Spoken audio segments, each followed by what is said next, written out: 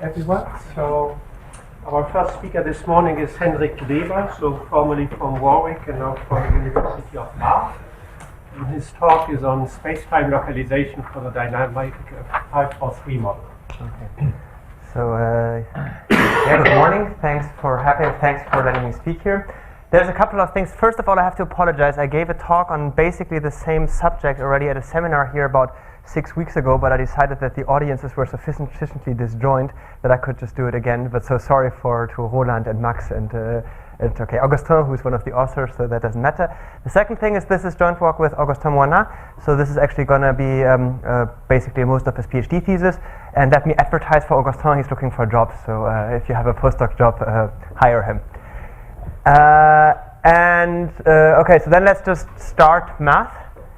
So the topic that I want to address is this 5-4 equation that we've seen already, for example, in Martin's talk, and basically every other talk on regularity structures was on this 5-4 model.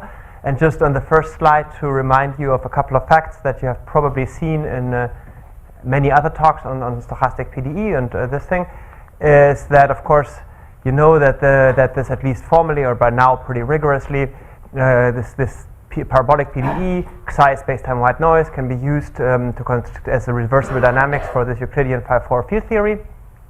And another motivation why one might want to look at this is that if you take Ising type models, then you can actually rescale them to obtain this equation. In a sense, this 5-4 equation plays a very similar role to the KPZ equation that we saw in Jeremy's talks. That you have this kind of micro universality. If you take asymmetric models and tweak them in the right way, then you can also obtain here this 5-4 equation. So in that sense, this SPDE is very similar to the KPZ equation. The difficulty, of course, again, as in all of these equations on stochastic PDE, is that the space-time white noise psi here is very irregular. And just to remind you, so if you take a space-time white noise, it will have regularity -1. That's because time counts twice, and then this is the space dimension over 2.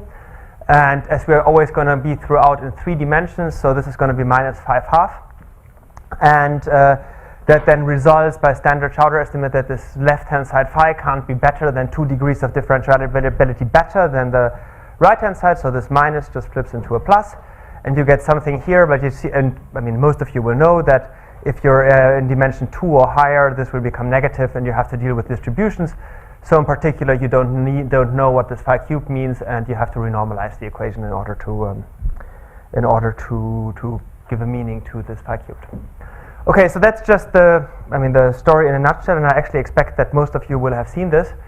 Let me just kind of give a recap. I mean, I think Martin on Monday gave a talk looking into the future, so this is one slide looking into the past. So this has really been, there's been a lot happening in this for this equation. So of course, first of all, there was this paper by Martin's paper on regularity structures, and this 5-4 equation was one of the 2 examples that he actually worked out there, and he obtained a local solution theory. So what he proved is that if you are in a compact compact space domain, then you have solutions for a strictly positive random time, and you have stability and this thing. But and let me just, walk you through this formula. So the key idea, I think, in this whole business of regularity structures is that you say your solution phi on small scales is very well described or very well approximated by a couple of very explicit Gaussian polynomials, if you want. So I always, throughout the talk, I'm going to denote these Gaussian polynomials by these graphs, by these trees. So this here is just, if you want, the Gaussian free field, so the stochastic heat equation. Then you have something which is not explicit, and then you have here something which is so this is going to be the Wick cubed, and then once more integrated. But okay, that will appear later. But sort of what Martin told us is that on small scale, the solution is described very precisely very well approximated by these explicit stochastic polynomials, and that was the basis for a solution theory, for a short-term solution theory. And let me just point out, there's this parallel approach based on Max and Peter Imkeller and Nicolas theory of para-control distributions, and Rémi Catelier and Khalil worked this out for the 543 equation, where they basically obtained the same result. And then there's this alternative approach by Antikopia and non-renormalization group. And there was also a bit more, even more recently than 2013, there was this this push to go from local solutions to global solutions. And so I think the first one was Jean-Christophe and me, and we obtained the global solutions over the torus, and we proved this, what we call it, coming down from infinity property, and I'm going to discuss that in a slide. And then there's another paper by Alverio Kosuoka where they construct also invariant measure, and then more recently there's two papers by Max and Martina on global solutions, even on the full space, on construction of invariant measures and these things. So this looks like pretty good. So what would we like to still do? I mean, why do we want to write another paper? I mean, I think the main selling point that I would like to kind of, one point I like very much about our result is that we can actually do it really going back to Martin's framework on regularity structure. So all of these other papers on a priori bounds here work in the framework of power control distributions, which is nice. I certainly don't say anything against power control distributions, but I think it's just a fact that for now this regularity structures framework is developed much more systematically, and you can go to much more singular equations for now. So I mean, if you've seen Martin giving talks on Young mills and these strings on a manifold and all these things which require expansions up to 120, 130 terms or so, that's not within reach for power control distributions for now. I think Nicholas is not going to object too much.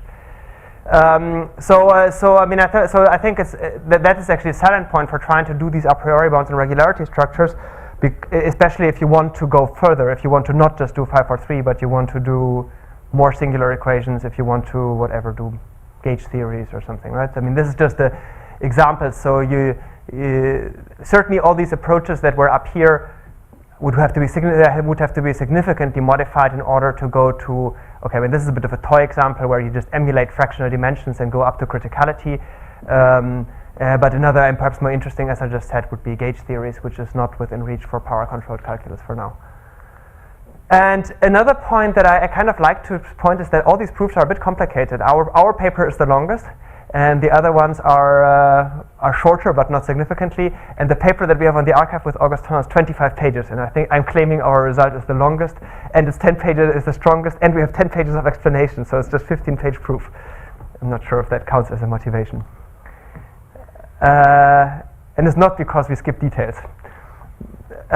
So then let me just say there's also, I mean, I think in the background was certainly inspiration for me was this work that we did with Felix Otto and more recently with Felix Otto, Scott Smith and Jonas Sauer, where we sort of went back and reproved some parts of Martin's theory of regularity structure with the attempt to extend to quasi-linear equations, to go beyond semi-linear. And I mean, you will see a bit later that many of the things that we do, the technical tools that we use, are very inspired by what was here. Okay? Although, I mean, the question is a bit different. All right, so let's go in. So let me perhaps start this discussion of what we want to do with this coming down from infinity property that we were working out with Jean-Christophe. And that can be actually seen very easily for this ODE if you just look at just this ODE, right? X dot equal to minus x cubed with some positive initial datum that you can solve, and the solution is that.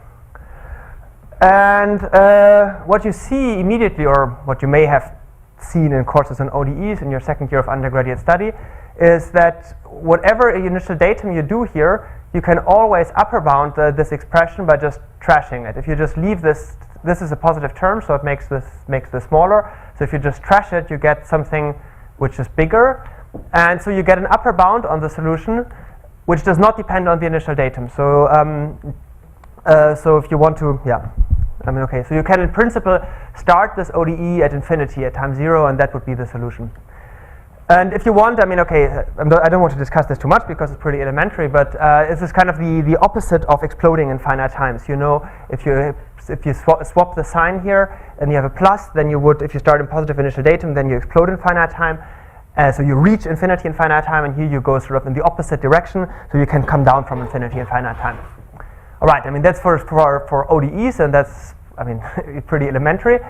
And what we did with Jean-Christophe a couple of years ago is that we basically proved the analogous result for for this 543 equation on the torus. So we made assumptions. These are just assumptions that all these stochastic trees that also appear in Martin's theory satisfy bounds in the right topology. So I just say, I mean, it's always going to be finite. That is known by this was known, but we just denote this quantity by k, and then the statement is that we get a bound on the solution phi at time t, measured in the right Bezoff space, but let's not worry about that too much. At time t, you can bound it deterministically by the stochastic input here. That's what I denoted by k, with some exponent kappa, which is not explicit and probably very, very big. And this 1 over square root of t. And this 1 over square root of t is, of course, the same as this 1 over square root of t here, okay? So what we proved in this paper was that, let me just reiterate what is just written there. If you look at let your solution run for some time, at a positive time t, you get a bound which does not depend on the initial condition. So it's the same as here. You get a bound which in principle could start at infinity. You have here this blow up, which of course reflects at time to 0, which reflects the fact that you have a bit of time to go down. And then here, what comes in as an input is your stochastic data. Okay, so it's kind of the right-hand side if you want of your equation. Okay, and I mean, let me advertise this kind of bound a bit, because this is then quite nice. So one of the things that you get for free from this kind of bound is that you have control uniformly over large time. For example, if you want to just get a bound of your solution at some time, let me just call the time I want to bound it at t plus 1. Then you just restrict the dynamics to this time t plus 1, so you just kind of go back 1 unit of time in time. And then you just trivially bound that the solution at x time t plus 1 is bounded obviously by the supremum over this whole time interval with this blow up 1 back. And then you just take the moments of that expression. So you have automatically, from this completely deterministic PDE bound, you get control of the moments of the solutions at any time. Okay, and this in turn is really quite nice, because this gives you, if you want to construct invariant measures, which was sort of one of the original motivations for this whole story, then you can get tightness for Krylov-Bogoliubov type approximation of the invariant measures. This is compactness. You go to a slightly bigger space, you're done. Okay, so this so this works quite nicely.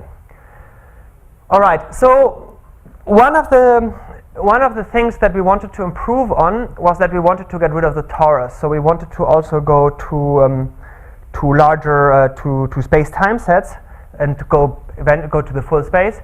And let me just discuss a bit how this can be improved actually for the moment in the smooth case, if G is just an infinity function, okay, or smooth or whatever. So now this is just this reaction diffusion equation, and what kind of bound can one get there? And in this case, you actually have something which we now could fancily label space-time coming down from infinity. And so the statement is that if we assume that this equation holds on some cylinder, so this is just the unit interval in time and cylinder, a ball of radius 1 in space, and I just assume that it holds. I don't assume anything about the boundary conditions. I don't assume anything else. I just assume that this equation is satisfied on that set. And then I have this bound. So PR here, this expression on the left-hand side is the supremum norm over a smaller cylinder. So let me perhaps just quickly draw what that looks like. So if you have here your time axis, and here's your spatial axis, then this is the unit interval, and then is this original cylinder, and then you just give yourself a distance r squared here, and r here, in line with parabolic scaling. So we observe the solution on a slightly smaller cylinder. Then you get a bound on the infinity norm on that smaller cylinder, just by like 1 over r. So it's the same. That's sort of the same as the 1 over square root of t that we had in the other space-time coming down from infinity. And then you have here the infinity norm of g on the original cylinder to the 1/3, and the 1/3 is really 1 over 3, right? So it has to be that. And let me actually even give you a proof of that, because it's so easy. Okay, that I said. So this is uniform over all space-time boundary conditions. And let me just give you the proof, because it's easy. So I'm going to give you the proof for g equal to 0, but except for that. So what you just do is you put some smooth version, that's the only hard part of the proof, to write down the smooth version of the distance. And then you just multiply it with a solution. Everything here is smooth. And then you just say, well, this thing is 0 at the boundary. It's a continuous function, so there has to be a maximum at some point. Let's say it's in this point. Then you just calculate. I mean, just analysis 1 exercise. I mean, you know the gradient has to be 0 at the maximum. The heat operator has to be non-negative. On that point, you just plug in the equation, and you get this identity, and you're done, because it's at the maximum. Okay, this is really, as I said, the only hard part of the proof is to write down the smooth version of the distance, because the distance, of course, is not smooth. But so this is just a basically elementary fact for PDEs, and what we're aiming to do now is to do the same thing. If the maximum is bounded, the solution is bounded everywhere. So what we're aiming to do from this is now to get the analogous thing for stochastic PDE, and that's what we did with Augustin. So again, the result is we look at this equation with this infinity here, and the theorem is that we assume that this holds on such a cylinder. And okay, let me just say, I mean, in order to say what this means, let's just say I have a tiny ultraviolet cutoff and everything is actually smooth, and then I really just mean that this holds pointwise on the torus. Okay, I mean that makes sense. Otherwise, if you wanted, you can say test it against test functions, assume that are localized on this set. So I assume that this holds pointwise on the torus, and now what I'm going to look at is actually not this phi itself, but this first remainder here. So I write the solution phi is this Gaussian process here plus a remainder. And that's again something that is actually present in all of these papers on 542, 543, that you look at these remainders. The advantage of this remainder is that this is actually a function, whereas the original thing is a distribution. And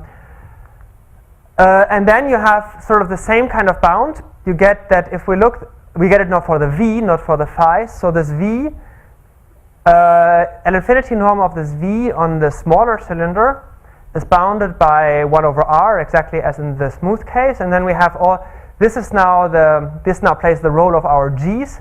So these are all these stochastic terms that appear also in Martin's theory of regularity structures, and they come with some powers here. And the power consists of it's just here this thing, which is actually the regularity of v, and then you have this n tau, which is the degree of the Gaussian polynomial. So for example, this Gaussian polynomial has degree 1. This Gaussian polynomial is just the number of dots, if you want, in your The next one is wrong. Sorry? The third one is 4. Oh yeah, I'm not good in counting dots. So 1, 2, 3, 4 should be 4. Yes, you're right. Okay. Anyway, the algorithm to figure out what this n of something is not so complicated, even if I got it wrong. All right. Perhaps let me just point out one thing about this thing, which is perhaps just a side remark, which is quite nice. I don't impose actually any boundary conditions on this. I just and in fact, for none of these trees, I can define those trees. I just assume again that this identity holds pointwise on this P0 cylinder, but I don't impose boundary conditions. And that's actually also the reason why I put both this one and this symbol here in the equation, because I can actually choose to, this is just an aside for people who kind of know this perhaps a bit, I don't have to impose any boundary conditions. This is true for whatever boundary conditions I put here. It's really just, I really just need that the equation is pointwise satisfied. All right? So that's the main theorem. And let me just perhaps discuss the consequences. Oh, sorry, there's a comma missing here. This is the maximum of those two things.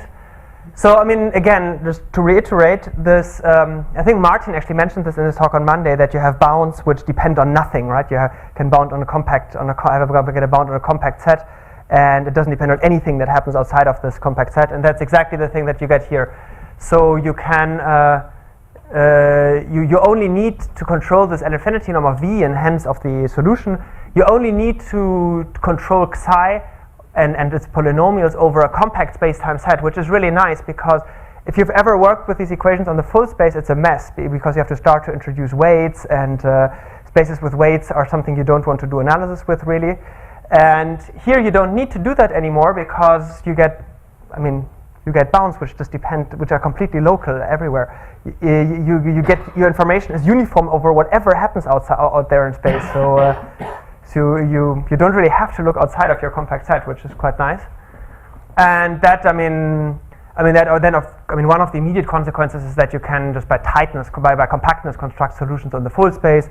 You get bounds for the invariant measures on the full space. And one more point that I want to point out and discuss actually for a little bit is that perhaps if you look at these exponents here, all of these taus here are Gaussian polynomials, and what you see is that you have quite nicely this 1 over the degree of the Gaussian polynomial in the exponent, which tells you that actually in the end of the day each of these terms has the same stochastic integrability, right? I mean a polynomial of degree 5 in a Gaussian has moments of order e to this thing 2 over 5 with an epsilon in front.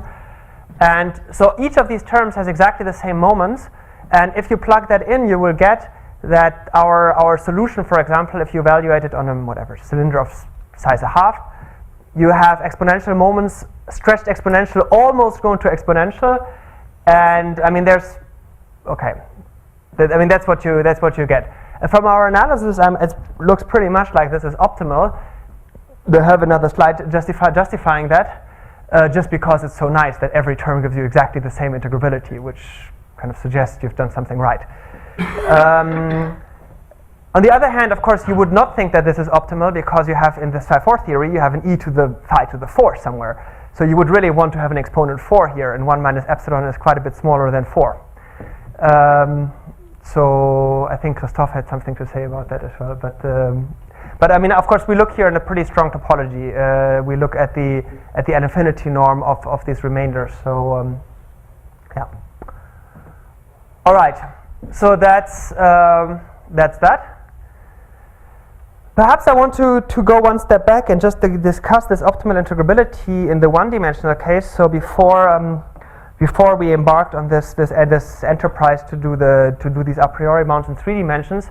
With Augustin, we actually just to kind of understand our technique worked out the case of one-dimensional reaction diffusion equations. So this is now for the moment, I'm going to go to 1 dimensions where everything is classically well defined, and then I can allow myself a little bit more liberty, so I can look at this arbitrary degree polynomials. And there we really worked out exactly the same. So let's just say alpha is 1/2. So then this is space-time white noise in 1 dimension. We worked out exactly the same technique, and what we proved is the analogous bound here, and we got this exponent. This is sorry, the psi has morphed into a zeta, but it's the same. So we got the analogous datum here. The exponent has just changed because it's now an m, and here the exponent now reflects also the different regularity. And what we found here, which we found quite nice, is this interplay between regularity of this noise and the integrability of the solutions that we get in the end of the day. So what you see, you have here in this exponent, this alpha was the regularity of the solution that we put in here, and what you get is the more regular your solution, the better the integrability is. Okay. And if you go back a couple of really many slides you had in the case where the right-hand side of our PDE was L infinity, we had this exponent 1/3. Okay, you remember 1/3 in order to match the 3. And if this were now a Gaussian, then you would have actually integrability something to the 6th in the exponent, right? Because and so what you get here is that sort of. Yeah, I mean, you have to pay for having less regular data in your stochastic integrability. So it's more explicit here. So this is again the 1D case. We look at these reaction diffusion equations, and we suppose that this is Gaussian, and then we get this stochastic integrability, and the less regular alpha is, the more integrable, the less integrability we have for the solutions. And one of the nice things is actually that we think, at least in the 1D case, we are pretty convinced that this is optimal, because if you just look in the special case where you are now back to the torus, then you know, of course, that this one-dimensional phi-4 theory is the invariant measure for this thing, and this, of course, has this e to the phi-4, the L4 norm to the 4 integrability, but similar to perhaps what you do for phi-4. But here we look in a stronger topology. Here we look in L infinity, And then, but if you want to get L infinity, you can also use the fact that you have this control on this Gaussian control on the alpha Hölder norm in the invariant measure just from here. And if you interpolate those two, you get exactly this exponent in the case where alpha is equal to a half. Okay? So, so this kind of suggests that perhaps we haven't done things completely wrong again. Okay? All right. So that's the main result that I wanted to present. And let me now walk you a little bit in how we actually do things.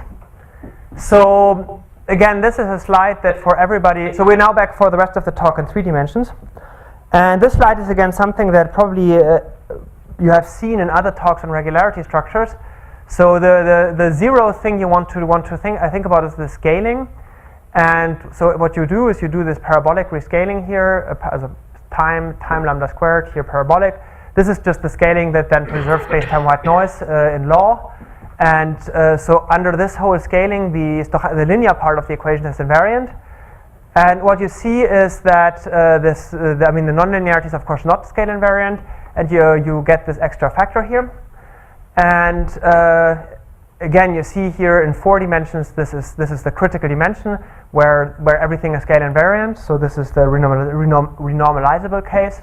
And in lower dimensions, you have this positive exponent here. This suggests that if you zoom in on smaller and smaller scales, which corresponds to lambda going to 0, this term would at least formally disappear. Okay, so that's, if you close your eyes and don't worry too much about what any of this means, that suggests that on small scales this is not so important. And that is, of course, the 0th observation in all of these perturbative techniques that Martin introduced and others have introduced. That you can hope to build a good small scale description in terms of building a perturbative expansion around the linear solution. Okay. So that's what is here. So in small scales, you would hope as lambda goes to 0, this cubic term formally disappears, and this is what Martin calls subcriticality or superrenormalizability. But of course, if you want to go for large scales, so this cubic term should actually dominate if you zoom out. So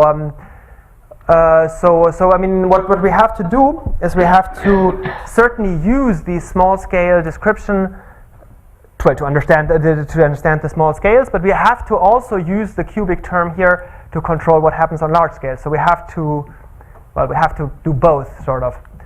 And the strategy is pretty naive. What you just say is you fix some appropriate scale, let's say t for the moment, and then for large scales, much larger compared to this t that we have chosen in a somewhat hopefully smart way, we just use the estimate from the smooth case. And for small scales, we use Schauder theory, also known as the theory of regularity structures. Okay? Okay, that sounds pretty plausible. So let's just do that. So the first thing is we look at the. Oh, I'm also always going to forget all infinities. So infinity is 0 for the moment. Okay. So we first look at this equation for this remainder. So sorry, that x should be phi. So this is exactly what we had before. So solution minus the linear equation, and then we get this just by expanding the cube.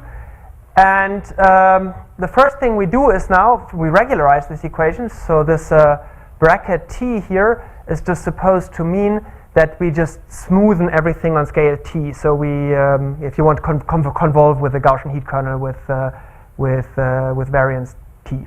Okay, or okay, you don't just regularize at scale t, and you apply this convolution operator to the whole equation. And okay, so convolution and heat operator commute, so that's why we can just write this down here. Here I've just written this term regularized, this term regularized, this term regularized, so nothing too smart has happened here. And the only perhaps slightly smart thing I've done is that I've, of course, cubing and convolving do not commute, obviously, but I'm just going to pretend they do. So I write here the regularized quantity cubed and then I put here an error term for what I just did wrong. Okay, so this just undoes the error that I have done here. That's just this commutator error that tells me that that counts how wrong I was. And now at the moment, of course, this is completely non-self-consistent because I've just regularized the equation, but now after applying t, everything is smooth. And I can just apply the smooth bound that I had before. So I can just pretend all of this is the g, if you remember, like a couple of slides ago, and I just stick it into the result that I had before. So from that we get that the smoothened out v on the smaller cylinder can be bounded by 1 over r plus all of these 4 error terms to the power 1/3. Right? It's not perhaps a priori extremely helpful because this is not self-consistent, certainly not a closed estimate. But why not? It's true. Okay. So now, of course, we want to close this equation, and for that we are going to use local descriptions a la regularity structures. But before I embark into that, let me just show you. If you look at this estimate, what do you need to close this? So this is an estimate essentially on the L-infinity norm of V. And now on the right-hand side, we have all of this stuff. And in order to bound all of this stuff, the point is we need information on all of these Gaussian polynomials. But we also need higher order regularity information on V. That's the problem. Right? We have an estimate here where on the left-hand side we have just the L-infinity bound. And here in order to control all of this stuff, we need higher regularity information. So yeah, that's actually where Schauder theory helps. So what we want to do is now bound this higher order regularity information in terms of basically the L-infinity norm. And that's what I'm just saying. So the control of these error terms 1, 2, 3, and 4 requires information on V up to actually the kind of differentiability order 1 plus, whatever that may mean. And then of course, here we're now back to, I'm basically just retelling now the story that Martin has told us a couple of years ago, just with a slightly different, perhaps, perspective. So let's just go back to this kind of thing. So Schauder theory, we don't have information up to order 1 plus, right? Because if you just write down the equation, this thing has regularity minus 3/2, this has regularity minus 1, this has regularity minus 1/2. Schauder theory tells us V is not going to be better than plus 1/2. And so I can't close this equation. And that was actually the starting point sort of for the theory of regularity structures. So now we want to develop a better notion of regularity, which kind of, which keeps track of this of these stochastic terms. And the observation is that most of these terms here are actually better than this. The only one which is really bad is this one here. So what one then can just do is you just go to next order and you just pull it on the left-hand side. And I did it here by that. So the way the graphics here work is this extra line below here just corresponds to applying the inverse heat operator to it. So in order to go from this line to this line, I've really just put this on the other side and put it before the heat operator. Right? I've really done nothing too smart. But now this looks already a little bit better because it tells me that this V, of course, still only has regularity 1/2, but now everything for this combination of these two terms is actually better because there I have now the worst thing on the right-hand side is minus 1, or minus 1 minus a little bit. But that's still not enough to close the argument because this object here will have regularity minus 1, and I can't multiply. This is the regularity that I expect, but I don't actually have control on that as long as I don't have a better control on V than this. So this is still not enough, and that is actually exactly where this idea of regularity structures come in. And for me, one of the key points that I found difficult to get my head around, but when I learned all of this stuff, was this thing that in regularity structures you always have 2 points. You have this base point x, and then this variable y that goes around. I'm not sure, perhaps other people didn't find that so complicated. But here it's actually quite transparent now. If you view it like that, what happens is what you just do is you just fix some space-time random noise. This is basically the technique that is called freezing the coefficients in parabolic or elliptic regularity theory. I'm just going to put here in, I'm just going to freeze the coefficients, so I'm just going to put by hand in a v of x. And again, this v of x now is just a number, and I can just pull it to the left-hand side again. Okay? I mean, I can just do that. Again, this manipulation is trivial. I've done absolutely nothing to it. But now, what one could hope, and I think that's kind of from the analytical point of view, really one of the key ideas of this whole business of regularity structures, is that this object here now everything on the right-hand side still only has regularity -1, because I have just added an extra term which has regularity -1, and I mean, still just -1. But what one could hope, and what is indeed the case, is once this implicit argument y here is close to that argument x, then it's actually small, and that is because I have regularity for v. So what one could then hope is that the really bad term here, the bad term of regularity -1, that term actually, I mean, it's still going to make the left-hand side regularity +1, but at least perhaps for arguments which are close to this base point x, I could get a better bound, because this term, the bad term, is actually small near that point. And that's basically what happens. And I mean, here I'm just rephrasing it in slightly different notation, but it's basically what happens in this regularity structure bit, is that this expression here has some sort of on-diagonal regularity. So of course, this u of x, if you just, again, if you let it run as a function of this implicit variable y, it's not better than c1. But if you actually look only near the base point, and subtract a polynomial that I'm going to ignore, then you actually get better. And this is the one that you have from the regularity, and you get an extra 1/2 from this 1/2 here. Okay? And that's actually the idea. I think from the analytic point of view, this is the key idea of the theory of regularity structures, actually, that you do this freezing of coefficients, and you get these expansions which always depend on a local point of x, which is really just freezing of coefficients. Okay, so that's what we do, and that's the notion of regularity that we work with. And again, I mean, technically what we do here, this is of course just a variant of Martin's integration theorem that he had in his big paper. What we use here is actually a technically slightly different version of it, which is actually due to this paper with Felix, Jonas, and Scott.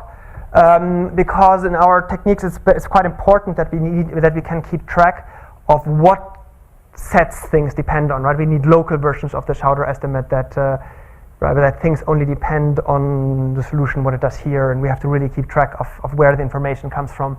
So we had to redo this, but philosophically, it's really Martin's theorem. Okay. So now assuming we have this kind of regularity, we have to go on and have to now get bounds on these nonlinear terms in terms of the L-infinity norm, if you want, of the solution V. But that's now quite easy. Let me just show you how it works for this term that you still have on the right-hand side of the equation. So you just write, this is what we want to bound. And I'm just going to smuggle in a couple of extra terms, which, here I've just smuggled in these extra terms that I had in my expansion, which this is the expression that I have better control of than this one, right? I mean, I knew from the previous slide that this has just regularity 1/2, but if I add these extra terms, then I have something which is better. But of course, I have to correct for that, and this is all the junk that I have just added and subtracted. And then you're done, because what you figure out, what you see is these are all now purely stochastic terms, and they basically by assumption they're good. So we just give them fancy. We give them names, but and then put them in the assumption of our theorem. So that's okay. And this one here is actually now okay, because that's the second part. Yeah, that's what I said. This is controlled by assumption. But here, now this is better, because here with this we control up to order 3/2. And this is now, 3/2 is now enough to multiply with order -1. And the fact that this on-diagonal type regularity is enough for multiplying these kind of things is essentially the statement of Martin's reconstruction theorem. And again, we have technically slightly different way of proving it. So we have we don't use waveless analysis, which is not very convenient for our purpose. We use another argument which is also inspired by these works with Felix and the others. And anyway, I want to advertise our paper a bit because our reconstruction theorem takes about half a page to prove. Yeah. So just for that, have a look at it. Again, that's what I just said. We use a variant to prove it in the spirit of what we did with Felix. But anyway, for everybody who had a look at our paper, we don't use semigroups. Okay. All right. So now, actually, I think I'm going a bit quicker than I had anticipated. So let me just actually already go to kind of a conclusion of the argument. From here, we're pretty good because now we combine this integration theorem that we had and this reconstruction theorem that both of them I explained to you, and then we get a self-consistent bound for this quantity u, the regularity 3/2, and that is then enough to get self-consistent bound for these terms 1, 2, 3, and 4. And then you can plug it all in. And then there's one more thing that I kind of told you at the very beginning, and I want to just stress this a bit, is what was actually this choice of t that we had. Because at the beginning I just told we choose some cutoff scale t, and it's hopefully chosen in a smart way, but well, let's see. And so what you have to do is actually you have to choose t dependent on the solution itself, on the L infinity norm itself. So you put in the theorem somewhere the qualitative assumption that this is finite, which you can always do. And then you actually get something that you get actually a bound. If you plug everything in, then you just get a bound that you can iterate. And then then you're done. I mean, it's a simple iteration from that point. All right. So that's actually already the end of the proof. So let me just run a couple of bullet points past you again to just say what we did. So we proved these a priori bounds for 543, which okay, perhaps let me just say, of course, I never used the word regularity structure in any of what I told you, and it's true that the way we write up the proof, we actually don't use Martin's vocabulary, I would say. So we never, well, I think we use the word model or so, but kind of different. But we have in the paper also a 5-page translation. So everything is kind of stated elementary, a bit like we have on the slides. And then we have a 5-page translation. How would it look if you wanted to write it down in Martin's language? So it's really, it can be translated quite easily.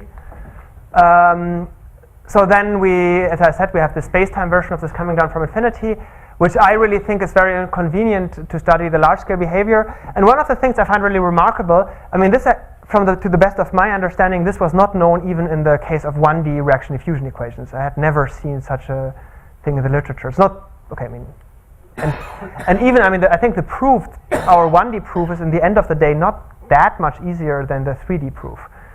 It's sort of, yeah.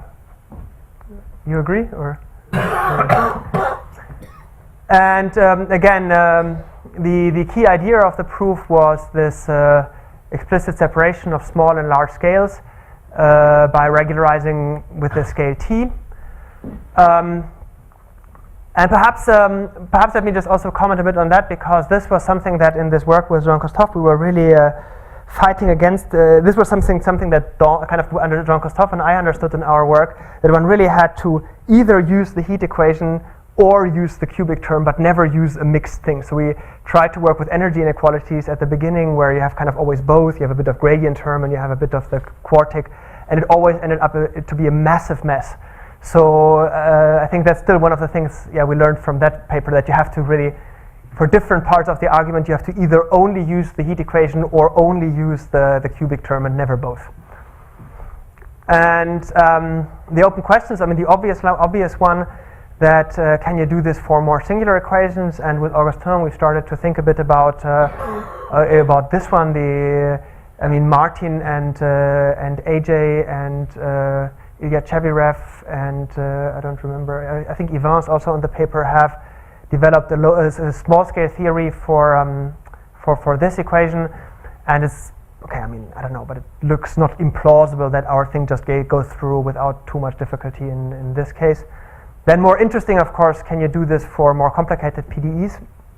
I mean, these gauge theories certainly certainly harder, or a lot harder. Then this is something I also alluded to already, but earlier. Is there actually a way to get this optimal phi to the 4 integrability for some weaker norm of this phi? I mean, it seems very plausible. We get weaker integrability, but we measure things in a very strong norm. But then also we have to work in this very strong norm for our analysis. So I don't know how to do this, but there are certainly other ways of getting that. And the other bit, which is perhaps also a bit in scale with these gauge theory things, what do you do if you have less contracting nonlinearity? So I mean, this phi cubed is of course an extremely strong damping term, and I mean all of these gives you very strong bounds, but it works because you have this extremely strong damping term. So I think it would be interesting to try to implement a similar framework for equations which are just not as damping as that one. And the question is, can we still get bounds with this way? I mean, so again, So I think I'm a bit quicker than I wanted to be, but perhaps I'll just stop here. Thank you very much.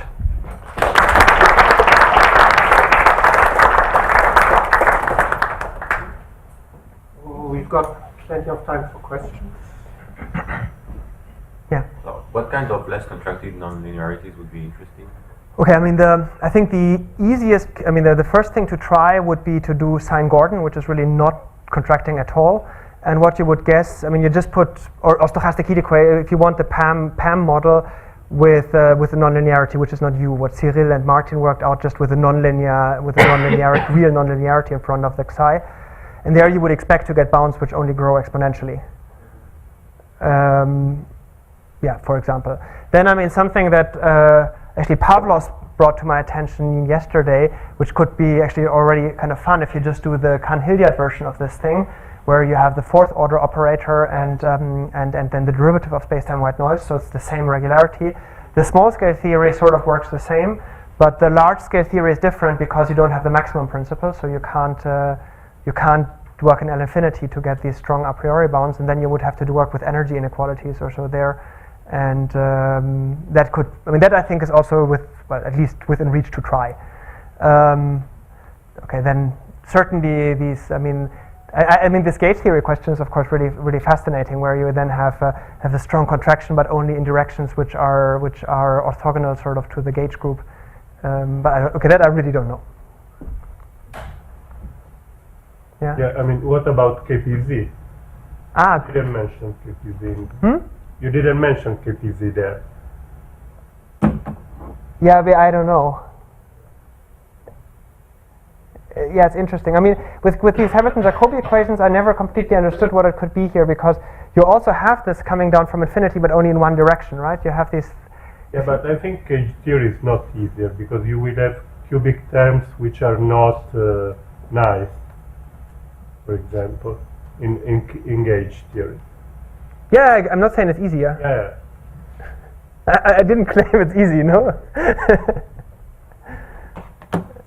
I don't know. No, I don't know. But KPZ, KPZ has this really strong nonlinear coming down from infinity, but only in one direction, isn't it? I think it's asymmetric. I don't understand very well.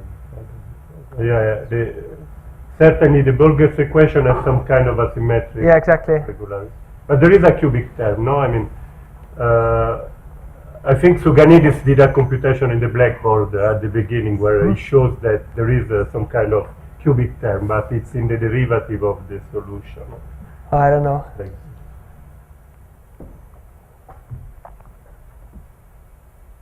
Yeah, I have another remark.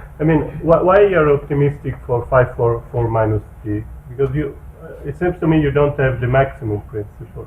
Why? You don't have this fractional Laplacian there? Oh, sorry, no, because what I mean by 4 minus d, then it depends on what you mean by 4 minus d. What I would just emulate, all of this, the dimension here only enters in terms of the noise regularity, right? So I would always say I'm in 4 dimensions and I put noise which is slightly nicer than space-time white noise. But I think that's a fair way of emulating fractional dimensions. No, I don't know, because you don't have reflection positivity there, so I don't know. Okay. Maybe, I don't know. Sorry, for what model you say there is no reflection positive? No, when you change the noise, if you change the noise, then you lose the relation with the invariant measure. So I don't know what is the reflection measure. But you have it in the Laplacian if you do it in Yeah, 3D. that's what I was saying. I mean, Yeah. not the right way, but I mean, if you want the connection with the other things, you need to put the fractional Laplace. But I mean, this is a theory for the heat Yeah, equation yeah, anyway. sure. So I think in that sense, if you emulate it in that sense, I think you can. It seems feasible.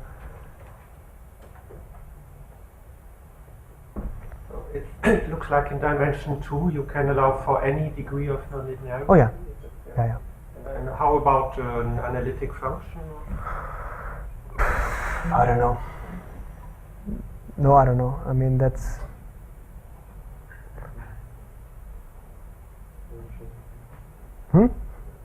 I think you can allow anything, no? I mean, even exponential. As soon as coercive in some sense, you In could 2 dimensions or in 1 dimension? in 2 dimensions. In 2 dimensions, but then it's tricky, right? You have to define the. I mean, then you have to define the exponential of the Gaussian Okay, field. I'm not sure. But I mean, in 1D, which is sort of the trivial case, we actually did that, and there's actually something which is perhaps so one of the points which I didn't like very much about our in 1D we also get a space-time. I mean, we get a weaker result also for exponentials and these kind of things. But our technique, if you want to bound these commutators, depends quite strongly on the fact if you have an arbitrary nonlinearity here, if you want. If you just put an f here for the moment, it depends very strongly on the fact that f prime of x times x is bounded by a constant times f of x. That goes very strongly in our commutator estimate, which is of course true for polynomials, but it's certainly not true for exponentials anymore. So that's why actually even in 1D we couldn't actually treat exponential cases, exponentials. We couldn't in some. Yeah, but in a weaker sense, not with this technique. Yeah. So you can still get around, you get something for exponentials, but not exactly what we would have liked. So maybe you said, but I'm not sure I understood. So can you use this technique to construct the invariant measure of massive 543 in the whole space, or maybe on? I mean, you can. What do you mean by massive 543? But if you want to do it in the whole space, don't you need a mass? Why? Well, I mean, but yes, you can use this to yes, you can just take I mean, it doesn't give you uniqueness, of course, but it gives you a compactness argument that gives you the existence of the thing and gives you a priori bounds. Yes. But that actually also Max can do, for example, with Martina and with different arguments. So yeah. Yeah, I mean, it's you have to regularize the question somehow. So, no. Yeah, but It depends what you mean. Of course, you can construct an invariant measure via compactness argument. Yes. And if you want to identify that is yeah, but I for 3 measure, then you have to do something. yeah, of course, I agree. But I was explaining to Alessandro. I mean that. I mean, compactness give you a measure. Okay, then is it enough for you? Or you want to see that it somehow looks like 543? Then you have to do some more arguments. It's not enough. But that's perhaps similar in spirit to what was in these works by Bridges, Fröhlich, Sokal, for example, where you also construct a measure by approximation and you get compactness with correlation. Yeah, but they start already from approximated version of 5.4. So that's what is 5.4. No, it's Yeah. you take this some kind of approximation of the measure and you take the limit. But if you start from the dynamic and you just take compactness, you don't know what is the measure. I mean, you construct.